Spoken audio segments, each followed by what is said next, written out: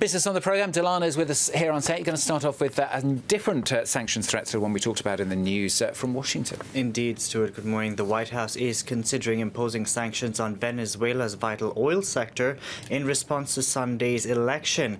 Now, the measures are not expected to include a ban on the country's oil shipments to the U.S. There are reports the export of light U.S. crude, which Venezuela mixes with heavy crude, could be blocked.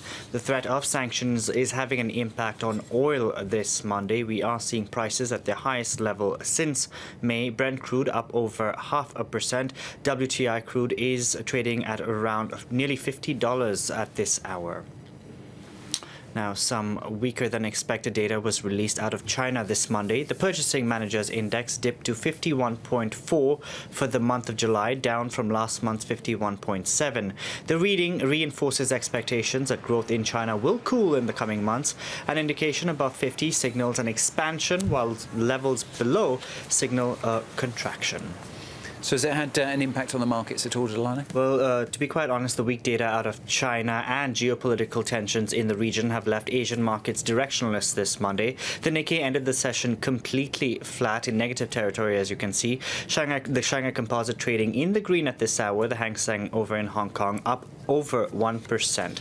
European markets have just begun the trading week. The FTSE in London opening the session in the green, up 0.4%. The CAC 40 here in Paris completely flat, and the DAX down around 0.1% at the open. Next, Charter Communications says it's got no interest in buying U.S. phone provider Sprint. Sprint had proposed the merger as it was looking for an alternative to a deal with T-Mobile. Japan's SoftBank, which controls Sprint, proposed a complex transaction to create the new company. In a statement, Charter Communications said they understood why the deal was attractive for SoftBank, but added they weren't interested. We're going to talk about Tesla on the programme now. They've made good on their promise and released what they're calling, anyway, an affordable car. That's right. If you have loose change on you, maybe you can put in an order. Just a bit. The starting price for the Model 3 car is $35,000. That's half the price of Tesla's previous models. Over the weekend, the company's chief executive, Elon Musk, announced 500,000 people around the world are eager to get their hands on the Model 3. But cars will first go to employees, as this is the first time many workers will be able to afford a Tesla. Sharon Gaffney reports. Tesla founder Elon Musk arriving to a rock star welcome at the launch of his company's latest offering. The Model 3 is the carmaker's cheapest vehicle to date, with prices starting at $35,000.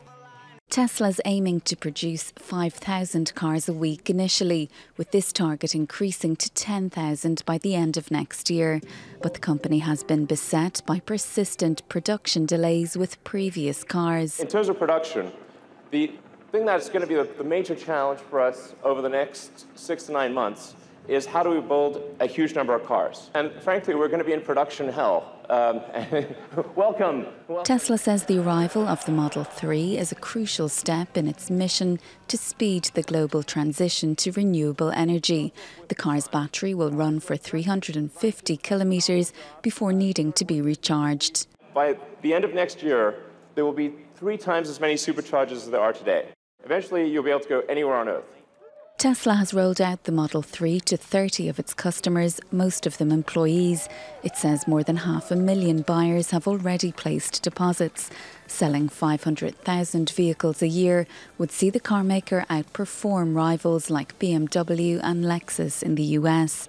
But that target may be ambitious for a company that's yet to turn a profit.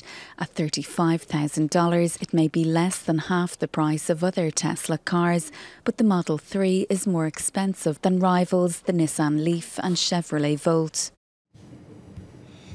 Now, Real Madrid's Cristiano Ronaldo is headed to court this Monday, this after he was accused of evading taxes. The Portuguese footballer is the world's highest paid athlete, and he's accused of evading over 14.5 million euros in taxes. Last year, Barcelona forward Lionel Messi was found guilty of the same offence. Now, a couple of weeks ago, Despacito became the most streamed song of all time. The hit single is also on the verge of becoming the most watched video on YouTube. Now, besides reviving reggaeton, the song is single-handedly responsible for booming tourism in a poor barrio of San Juan, with tourists eager to visit where the site where the video was shot. I came here for Despacito. I want to see where they shot the music video. It's a nice place. I like it. I want to see around. Yeah, it's a very good place. Despacito there. Yeah. There, I know you have that song in your head. You're always singing it, Stuart. I am, all the time. So Dipty.